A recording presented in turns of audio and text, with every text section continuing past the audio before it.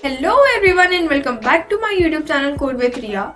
So in today's video I'll be talking about time management. Time management जो कि किसी भी स्टूडेंट की लाइफ का एक बहुत ही इम्पोर्टेंट फैक्टर होता है. आप अपने टाइम को किस तरीके से यूटिलाइज करते हो या ऑप्टिमाइज करते हो या फिर सिंपली टाइम पास करते हो, ये बहुत ही ज़्यादा इम्पोर्टेंट है जानने के लिए. सो आज मैं आपको बेसिकली 4 पॉइंट्स बताने वाली हूँ जिनको आप अगर ट्राई करते हो तो काफ़ी हद तक आप अपना टाइम अच्छे से मैनेज कर पाओगे. आई विल नॉट से कि आप बिल्कुल ही प्रो हो जाओगे, आप 1 मिनट भी वेस्ट नहीं करोगे, but yes, most of the time जो आप वेस्ट कर देते थे वो आप बचा पाओगे. So let's start with it. तो जो सबसे पहली चीज आती है, इट इज सेट और डेली प्लानर. डेली प्लानर तो आपको सेट करना ही है, और अगर हो सके तो फिर आपको वीकली प्लानर भी सेट करने की कोशिश करनी है. अब इन दोनों में क्या डिफरेंस है वो मैं आपको एक्सप्लेन करती हूँ. वीकली प्लानर में for example today is Saturday और टुडे इज संडे, एंड आपको नेक्स्ट वीक में आप कहाँ तक कर लोगे. फॉर एग्जाम्पल जैसे नेक्स्ट वीक के खत्म होने तक आपका इतना टास्क कंप्लीट हो जाना चाहिए, ये सारा काम आप कर चुके होंगे इस पर्टिकुलर वीक के अंदर. उस पर्टिकुलर वीक में जितने भी दिन है, उन पर्टिकुलर दिनों के अंदर आप अपने टास्क को किस तरीके से डिवाइड करते हो, it is very important. For example you are having 5 subjects to do.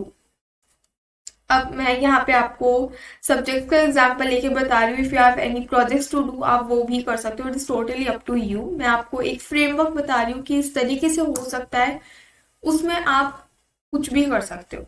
So for example you are having 5 subjects and per subject आपके पास 5 यूनिट्स है, and from the next to next week आपके start हो रहे हैं exams.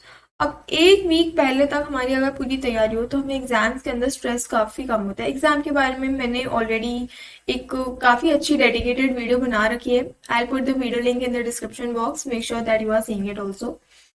So for example 5 subjects है, 5 units हैं, तो आप हर दिन आपका ये गोल हो जाएगा वीक के एंड तक कि यार मुझे एटलीस्ट 5 into 5 25 यूनिट्स को मुझे क्या करना है, कंप्लीट करना है.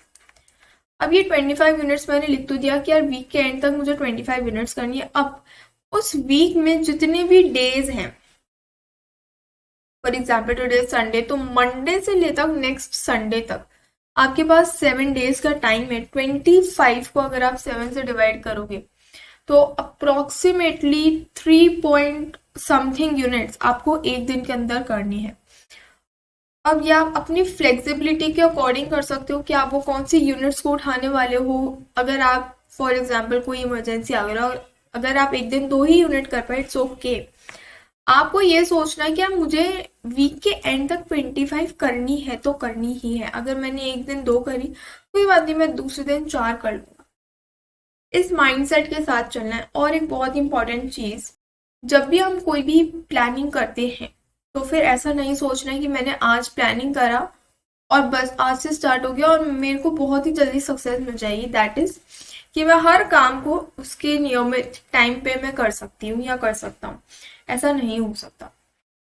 आपके साथ हो भी सकता है, नहीं भी हो सकता. हो सकता है तो काफी अच्छी बात है, नहीं हो पा रहा तो डिमोटिवेट नहीं होना. फॉर एग्जाम्पल वीक फर्स्ट में आपने ये ट्राई करा, आप 3 दिन अपना टास्क कंप्लीट नहीं कर पाए, बट आपने 4 दिन कंप्लीट करा. सेकेंड वीक के अंदर आप 2 दिन टास्क नहीं खत्म कर पाए, पर आपने 5 दिन अपना टास्क कंप्लीट करा, विच इज गुड. वीक 3 ऐसा आएगा जब आप अपने सातों के सातों दिनों के टास्क को ऑन टाइम कंप्लीट कर लोगे. सो कंसिस्टेंसी इज द की. ये नहीं सोचना है कि एक बार नहीं हुआ तो मैं छोड़ देता हूँ या छोड़ देती हूँ, बिल्कुल भी नहीं. You have to try. Try एक बहुत ही कॉमन सेइंग है, that try try but don't cry. Okay, so the second point we are moving to. Second point आपके पास आता है that you have to give each task a time limit. For example आपके पास कोई एक अच्छा सा प्रोजेक्ट आया हुआ है, आपको वो कंप्लीट करना है. सो आपको उसको एक टाइम लिमिट देनी पड़ेगी. रियलिस्टिक टाइम सेट करना है आपको. कैसा रियलिस्टिक? आपको पता है अगर ये काम 5 दिनों का है और आप बोलो कि नहीं मैं तो एक दिन में कर दूंगा, तो ये नहीं हो सकता। हो सकता है कि आप जो काम एक दिन में कर लो वो उस एफिशिएंसी से नहीं करो, काफी चीजें आपकी छूट जाए। तो जितना टाइम कोई एक पर्टिकुलर टास्क डिजर्व करता है उसको उतना टाइम देना सीखो। ना ही आपको ओवर टाइम देना है, ना ही आपको अंडर टाइम देना है। फॉर एग्जाम्पल 5 दिन का टास्क है तो मैं इसको लगा दूं 15 दिन। 15 दिन में वापस से वही होगा, आपकी एफिशिएंसी लो हो जाएगी। आपको लगेगा कि अभी तो बहुत टाइम है करने को, बाद में कर लेंगे, बाद में कर लेंगे। 14th डे आ जाएगा, फिर आपको लगेगा यार अब मैं कैसे ही करूं। 5 दिन का टास्क जो मैंने 15 दिन लगाए इस पे, मैंने बोला कि 15 दिनों में हो जाएगा, अब मैं उसको एक दिन में कर ही नहीं सकता। तो फिर इसकी वजह से आपका टाइम वेस्ट बहुत होता है। तो जितना टाइम आप जिस टास्क को दे सकते हो सिर्फ उतना ही टाइम दो, ज्यादा या कम टाइम देने से नहीं होगा। थर्ड पॉइंट जो कि आपके पास यहाँ पे आता है, that is determine priorities. Determine priorities. आपको ये पता होना चाहिए कि जो भी आप काम करने वाले हो उसमें सबसे ज्यादा इंपॉर्टेंट काम कौन सा है। For example you are having 5 assignments to do. First assignment, second, third, fourth assignment. इस फॉर एग्जाम्पल टुडे संडे, मैं ये मान के चल रही हूँ, इसकी लास्ट डेट है मंडे, इनकी है ट्यूसडे, इसकी है वेंसडे, इनकी है सैटरडे फॉर एग्जाम्पल, और इसकी है for example next Thursday, next week का थर्सडे। तो आपको ये डिसाइड करना है कि सबसे पहला काम मैं कौन सा करूं। अब यहाँ पे अगर मैं 5th असाइनमेंट पहले करूंगी तो ये बेवकूफ़ी होगी, क्योंकि मेरे पास ऑलरेडी इतने असाइनमेंट्स पेंडिंग है। मेरे पास ये असाइनमेंट को करने के लिए एटलीस्ट 1.5 हफ्ता है, बट स्टिल मैं पहले इसको कंप्लीट कर रही हूँ। क्यों? सो प्रायोरिटी डिसाइड करना बहुत ही इंपॉर्टेंट है। प्रायोरिटी अगर आप डिसाइड करते हो, it increases your focus, confidence भी बढ़ता है आपका कि आप टाइम पे अपना काम कंप्लीट कर पा रहे हो। जो कि आपने प्रायोरिटी सेट करी, आप उनको एक एक करते हुए खत्म कर रहे हो। या फिर आप और क्या कर सकते हो, फॉर एग्जाम्पल सब्जेक्ट्स का एग्जाम्पल लेते हैं। सिलेबस है आपके पास बड़ा सारा, and from the next month और from the next week you are having your exams. तो आपको सारा सिलेबस, जितने भी सब्जेक्ट्स है वो एक पेज पे आपके पास होने चाहिए। उसमें से आप प्रायोरिटी मार्क करो कि कौन कौन से इंपॉर्टेंट टॉपिक्स है जो कि मुझे हेल्प कर सकते हैं ज्यादा मार्क्स को स्कोर करने में। फिर आप उनको एक पेज पे लिखो जो कि आपकी होगी प्रायोरिटी लिस्ट, एंड देन आप पहले उसको परफॉर्म करो, उसको कंप्लीट करो, एंड देन आप फिर इस पे जंप करो।